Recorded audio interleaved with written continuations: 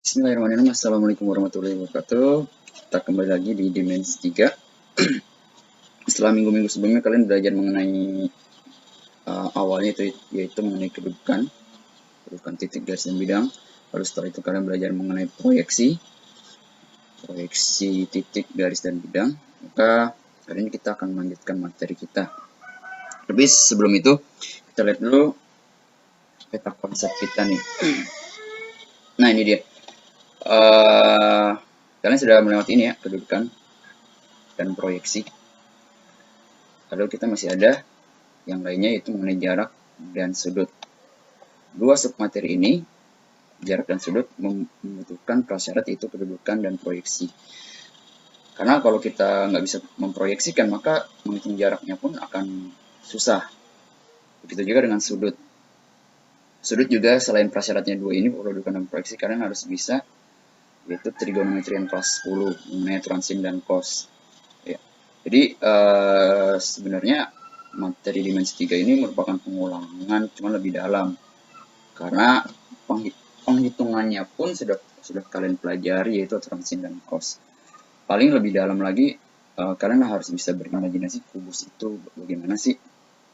Makanya kemarin Bapak suruh gambar kalau ada soal.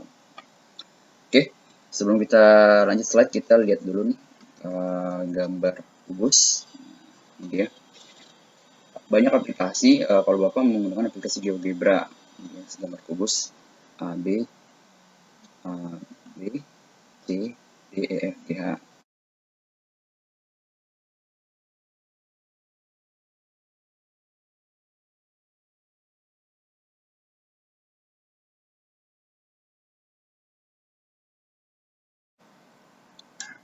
Oke, lanjut.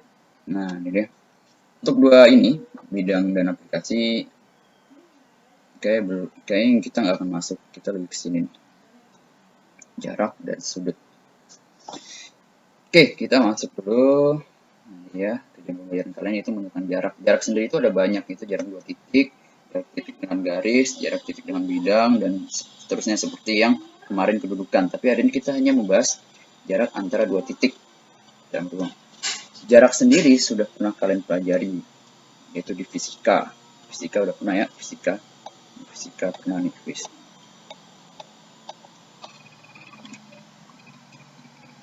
Lalu jarak di geometri ruang apa sih? Nah, kita coba lihat. Nah, jarak antara dua buah bangun atau dua buah titik adalah panjang ruas garis penghubung terpendek. Jadi yang pendek. Jadi bukan yang meliuk-liuk. Jadi kalau misalkan ada titik seperti ini, nah jaraknya itu ya AB ini nih, bukan yang meliuk-liuk begini. Nah, ini bukan jarak namanya, tapi yang paling pendek. Oke, itu ruas garis AB ini. Gambarnya seperti itu. Contohnya gimana?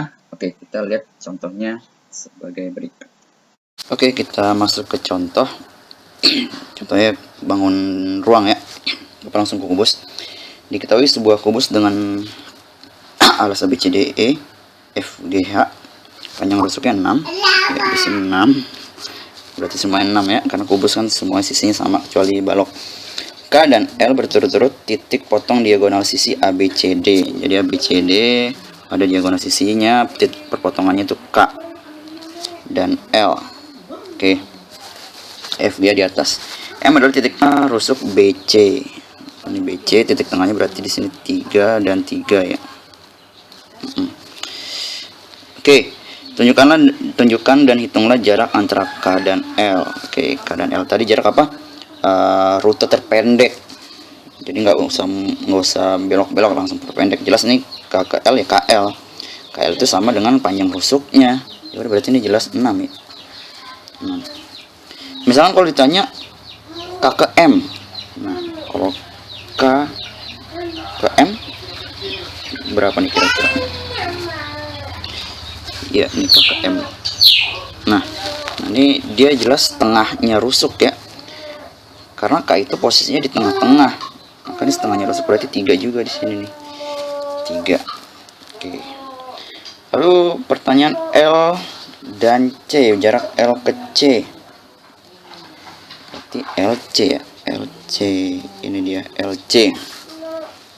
Nah, kalau miring seperti ini nggak bisa ditebak sesuai dengan setengahnya rusuk atau panjangnya rusuk, maka cara kita yaitu usahakan buat segitiga yang salah satu sisinya itu memuat LC ini, dan segitiga siku-siku. Karena kenapa segitiga siku-siku? Karena nanti tar ujung-ujung Pitagoras nih. Nah, L dan C ini bisa dibuat segitiga apa? Bisa aja segitiga. Nah, ini kan LKC. Segitiga siku-siku ya, siku-siku di K nih. Ya nggak? Bisa yang lain nggak? Bisa aja segitiga LGC. LGC, siku-siku di G. Terserah kalian mau yang mana. Ada lagi segitiga yang lain? Kalau ada ya yang jelas harus segitiga siku-siku dan memuat LC-nya ini. Misalkan kita buat segitiga LKC. Siku-siku. Ini LKC dengan LK-nya tadi 6. Nah, KC-nya berapa? KC-nya ini setengah dari diagonal sisi. Ingat, diagonal sisi di kubus itu spesial banget karena ya langsung dapet aja, tinggal R akar 2. R-nya 6 berarti 6 akar 2. Begitu juga dengan diagonal ruang. Diagonal R akar 3, 6 akar 3. Ini jadi harus udah di luar kepala nih. 6 akar 2 akar 3. Karena di setengahnya, maka ya udah tinggal setengahnya, berarti 3 akar 2 di sini. Nah, berarti kita bisa menghitung nilai LC, yaitu dengan Pitagoras. 6 kuadrat ditambah 3 akar 2 kuadrat. Masih ingat ya, Pitagoras ini udah harus di luar kepala.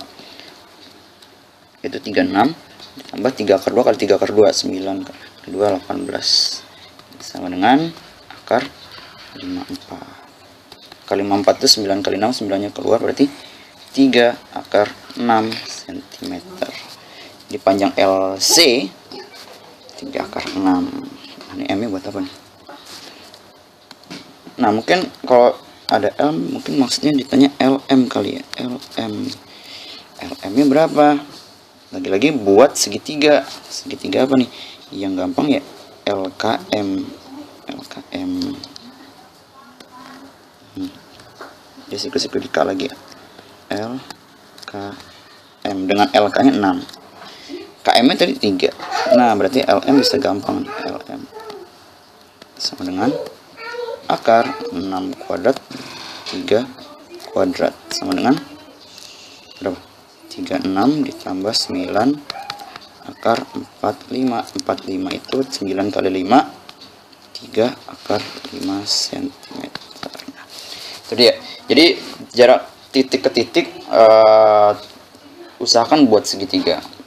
Kalau emang nggak seperti yang nomor A, akan gampang ya, atau KM, biasanya dia larinya ke segitiga, jadi dibuat Pitagoras. Oke, kalau gitu sekian untuk materi hari ini. Kalau ada pertanyaan silahkan tanyakan japri Bapak atau bisa diskusi di grup. Sekian, assalamualaikum warahmatullahi wabarakatuh.